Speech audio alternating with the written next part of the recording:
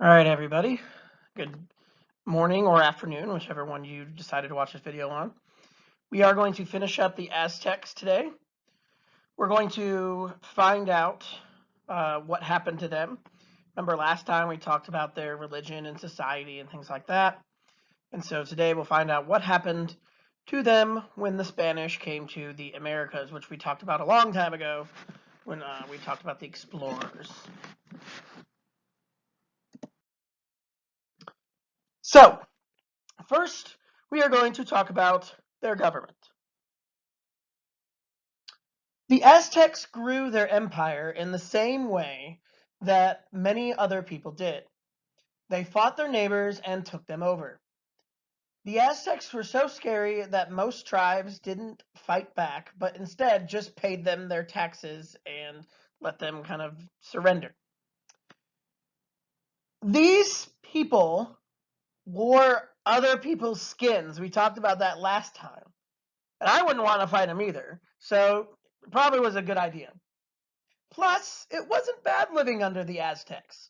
You pretty much got to do whatever you were doing before, kept the same language, kept the same religion, and more. All you had to do was pay taxes, called tribute, to the Aztecs. You had to give them feathers, gold, whatever they wanted. However, if these tribes got angry, these tribes could get angry when the Aztecs didn't help them out, like when they were starving or having not enough food, and they didn't do anything for them. The tribes did become super angry with the Aztecs, and this would hurt the Aztecs in the long run, as we'll see a little bit later. So this is our first brain stack. I didn't change the guy this time.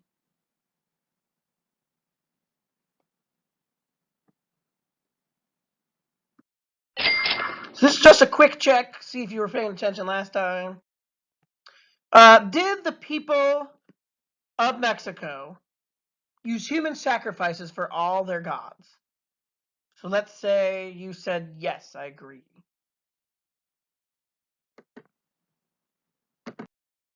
I won't let me do it. They didn't use it for all their gods. So if you picked agree, you're actually wrong. It would be disagree. That whether they used vegetables and things like that. They did use human sacrifices, but not for every single god. All right, so let's talk about when the Spanish arrived. The Spanish arrived in Mexico as the Aztecs were expanding. They were very happy to find these tribes were very angry with the Aztecs. The Spanish were led by Hernan Cortez, a conquistador. Conquistador is Spanish for conqueror, or the conquering ones. Cortez arrived in, and I'll let you watch the video.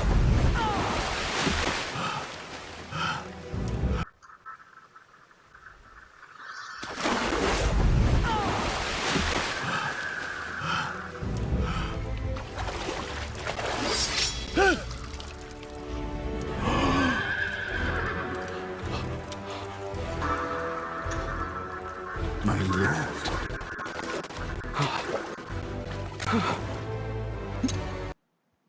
All right, so Cortez arrived in Mexico in 1519, only a few years after Columbus had sailed to the Bahamas and all the Caribbean area. He fit the exact description of one of the Aztec gods named Quetzalcoatl. He had a beard with white skin and arrived by boat, which is exactly what the Aztec lore said. The Aztecs believed that whatever his name was, would return one day. He had left and he would return back one day. Coincidentally, Cortez arrived in the same year that the prophecy said that Quetzalcoatl would return. So they really believed that this guy was their god. Cortez called his group the Holy Company. He landed with about 600 men, some armor and guns, fighting dogs, and a few horses. The Aztecs had never seen any of these things and were terrified. Cortez heard about the tribes that were angry about the Aztecs, and he turned them onto his side. By the time he reached Tenochtitlan, he had an army of thousands. When he got to Tenochtitlan and the Spanish got to Tenochtitlan, they described the city as Venice. They had all these canals that the people were going through for transportation. It was just crazy. And they saw the human sacrifices, the blood running down from the temples, and they were, yes, amazed by the construction of the city, but they were also horrified about the human sacrifices and the blood that was being spilt by the Aztecs as well. You could see the blood running down the temples there.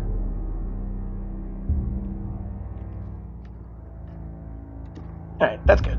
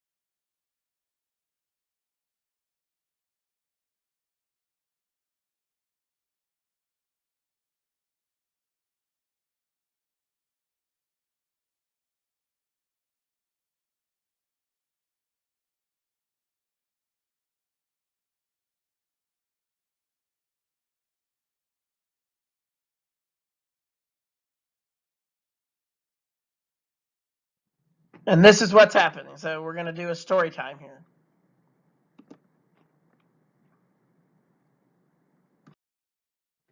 So this story is what is called the Sad Night, or La Noche Triste in Spanish. Sad for the Spanish, not the Aztec. So after a while, Cortez left to go deal with some soldiers that were there to arrest him for not following the Spanish general's orders. Cortez bribed them, and they decided to join him instead. While he was gone, though, the Aztecs, there he goes, he got taken by the soldiers. While he is gone, the Aztecs had a religious festival in the city. There was a whole lot of dancing and other stuff that made the Spanish soldiers all weirded out, even though the Aztecs reassured them that it was okay. The Spanish were told that the Aztecs were going to eat their hearts at the festival. So they freaked out and locked every door to the palace and killed every Aztec that was around. The Spanish called it self-defense, and the Aztec called it murder. So they closed all the doors.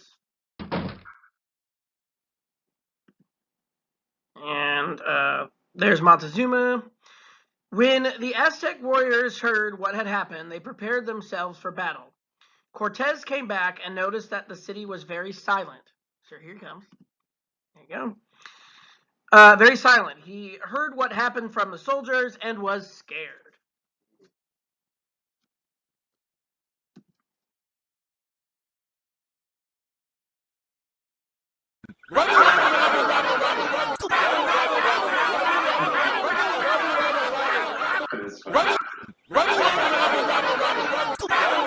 The Aztec people were very angry. They gathered around the temple, and Cortez, there he is, got Montezuma and told him to calm the people down. There he is, talking with Montezuma. He took him to the top of the temple and told them to stop the fighting. But the crowd no longer wanted to listen to him. A rock was thrown. There you go. And it hit Montezuma in the head. We don't know if the Aztec were trying to actually hit him or Cortez, but he was hit anyways in the process. Montezuma fell to the ground and died. Cortez realized it wasn't safe and ran back into the temple. There he goes. When in the temple, he came up with a plan to escape from the city. He and his soldiers took cloth to silence their horses' hooves and their steps and snuck out in the middle of the night. They got to the edge of the city where a woman noticed them and alerted the guards. A massive battle broke out, and the Spanish tried to run for their lives, but their metal armor weighed them down and they drowned in the canals. Many Spanish soldiers died, but Cortez escaped. Here's the notes of what I just told for the story. The sad night was not the end for the Spanish, however. But the fleeing Spaniards left behind another enemy. An Aztec survivor remembered. At about the time that the Spaniards had fled from the city, there came a great sickness, a pestilence, the smallpox. It spread over the people with great destruction of men. It caused great misery. The brave Mexica warriors were indeed weakened by it. Even the new emperor died of the disease. It was after all this had happened that the Spaniards came back. Cortez and his men had healed their wounds and rebuilt their army. New alliances were made. The Spaniards and 75,000 Tlaxcalan and allied Indian soldiers set siege to Tenochtitlan. The entire population rose to defend their city. Aztec witnesses would remember the struggle. Fighting continued. Both sides took captives. On both sides, there were deaths. Great became the suffering of the common folk. There was hunger. Many died of famine. There was no more good, pure water to drink. Many died of it. The people ate anything. Lizards, barn swallows, corn leaves, salt grass. Never had such suffering been seen. The enemy pressed about us like a wall. They herded us. The brave warriors were still hopelessly resisting.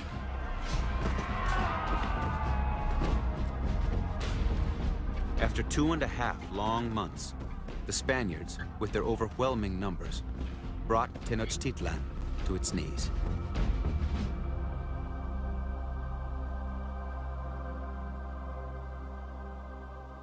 Finally, the battle just quietly ended. Silence reigned. Nothing happened. All was quiet and nothing more took place. Night fell, and the next day nothing happened either. No one spoke aloud. The people were crushed.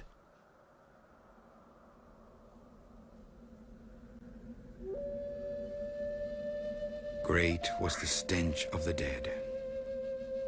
Your grandfathers died. I'm going to stop it there.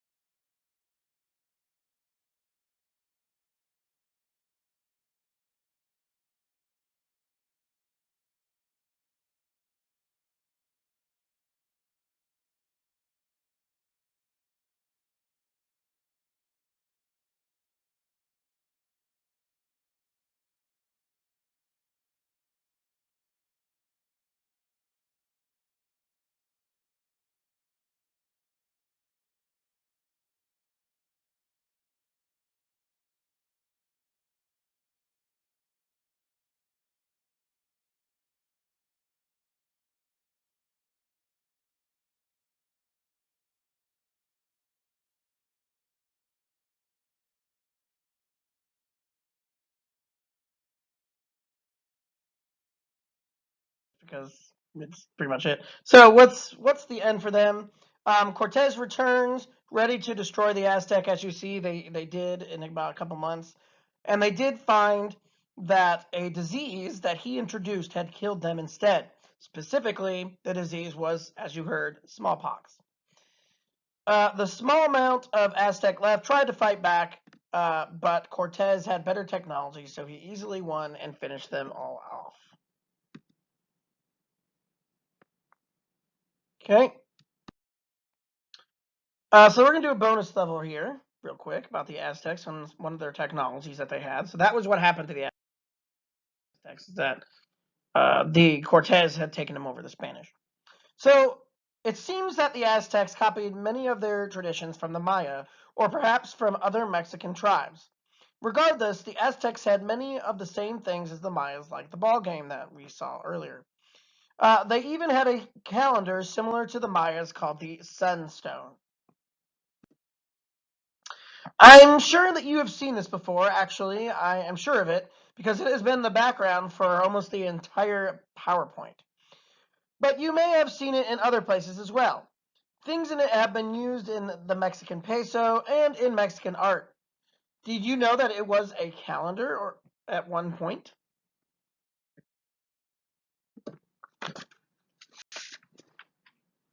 So yes, it is a calendar. It is a very large calendar. It weighs about 25 tons. It told times of agriculture and religion and things like that. It represents the different days and months as suns and stuff like that. So let me see this. One of the most incredible finds in the history of Mexican archaeology is the Sunstone. Miraculously escaping the fury of the Spanish, it was found in 1790 in Mexico City and incorporated into the eastern facade of the cathedral. The fascinating symbols incised into this Aztec treasure placed it at the center of numerous religious events. The relic can now be seen at the National Museum of Anthropology in Mexico City, a museum that contains many testaments to the origins and the histories of the peoples who populated Central America over the course of the millennia. Perhaps the most precious is the Sunstone. Archaeologists studied the disk for years in an attempt to reveal the mystery of its symbols. Today, they think they have the answer. The Sunstone is a calendar, actually a double calendar. The complicated symbols refer both to a division of time based on religious precepts, where the solar year is 260 days long, and to a non-religious one, which divides the year exactly into 365 days. Other symbols describe the life of the planet, breaking it down into 5 solar ages, the so-called cosmogonic suns, and date the creation of the world to the 13th of August, 3114 BC, and its end to the 22nd of December, 2012. There are different interpretations, and there are certainly many mysteries still hidden in the signs inscribed on the Sunstone by wise hands. Perhaps time alone can give us the final answer. So there you go. There's the Sunstone. There's a little comic about the Sunstone. Did you get it? It is so big and heavy that it would make a stupid watch or clock. If you don't get it, maybe you should study a little bit more history like me, and then you will. So there's the Sunstone.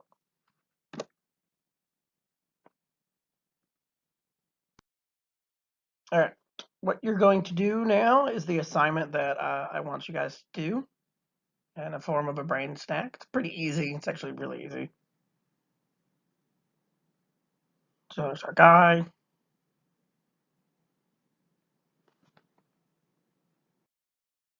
So what I want you to do is give me a 6-word memorial, tombstone, if you will, of Montezuma, the king of the Aztecs. It has to be only 6 words. It can be a phrase, or just 6 words if you want to, or you can do a 6-word sentence that describes a little bit about Montezuma and his rule, or the story of the sad the sad night and all that kind of stuff. So there you go. That's your assignment.